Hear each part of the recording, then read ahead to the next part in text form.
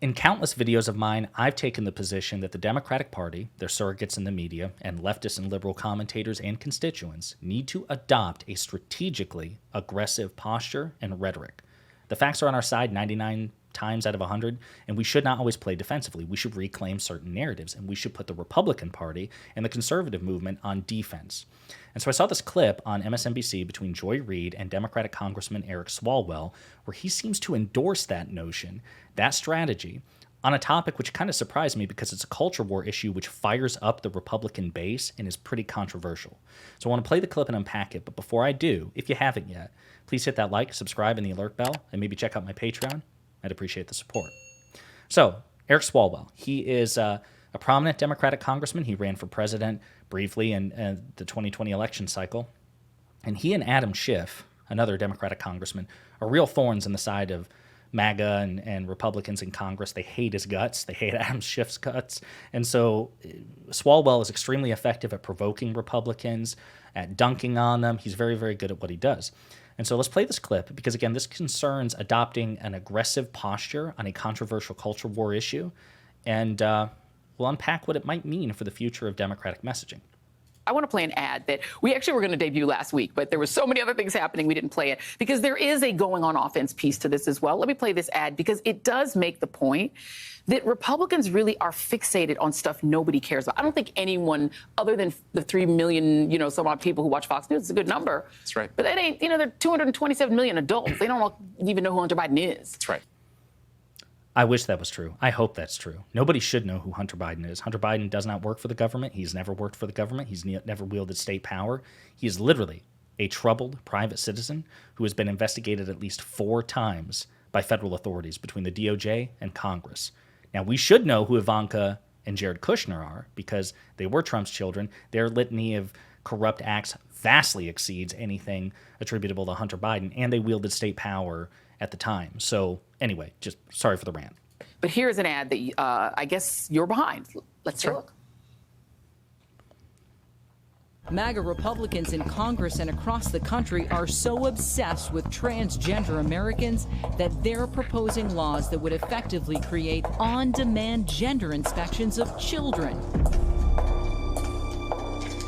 It sounds crazy, right? But on-demand gender checks will be the law of the land if we don't stop it. They're your kids. You want them safe, especially at school.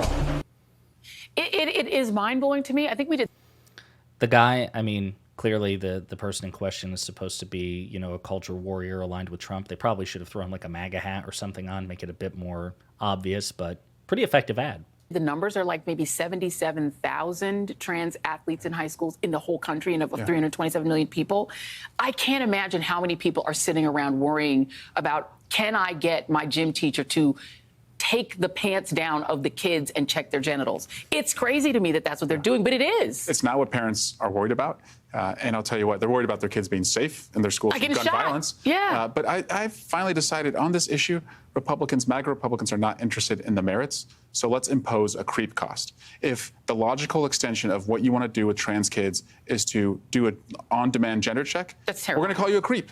And you should be called a creep, and you should have to defend it. And that, again, goes to playing on their side of the field because this is their obsession. It's not ours. I love that energy. Love it. Why not? Why not? We have tried the civil approach in terms of the left and liberals, in terms of the messaging, right?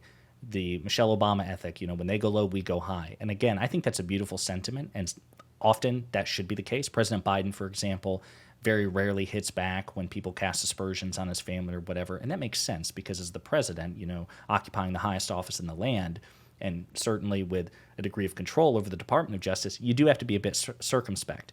But Eric Swalwell and other Democrats, and again, their surrogates in the media and progressive and leftist and liberal commentators, and again, you and I, like people, voters, and just everyday Americans, why do we have to take the high road? Why can't we point out, like, hey, look, all the issues plaguing this country, you're so hell-bent on being bullies to a marginalized group, which is a statistical blip of a blip, by the way. Like, you are hunting for people to bully. there is kind of a creep factor to this, and we're just not going to ignore it anymore. Because, by the way, Republicans and conservatives, they will cast anybody who disagrees with them on anything as either a commie or a groomer, right? So they're pretty liberal, so to speak. They're pretty free with the insults and the pejoratives. I like this energy from Eric Swalwell here. Democrats need to embrace this aggressive messaging. Like, why are you so concerned about the genitals of school children? And why aren't you more concerned with keeping them from getting shot? Maybe we should do something like that. But of course, again, Republicans don't care about widespread, relevant, substantive issues. They just simply go out of their way to find marginalized groups to bully. And so Eric Swalwell, in my opinion, is completely correct, and I'd like to see Democrats at least attempt this. Give this a good faith effort of being consistently aggressive with the message of discipline that the Democratic Party is capable of, but very rarely demonstrates. Let's try this approach. Let's reclaim the narrative. Let's put the Republican Party on defense, and let's make them accrue a reputational and political cost to their derangement.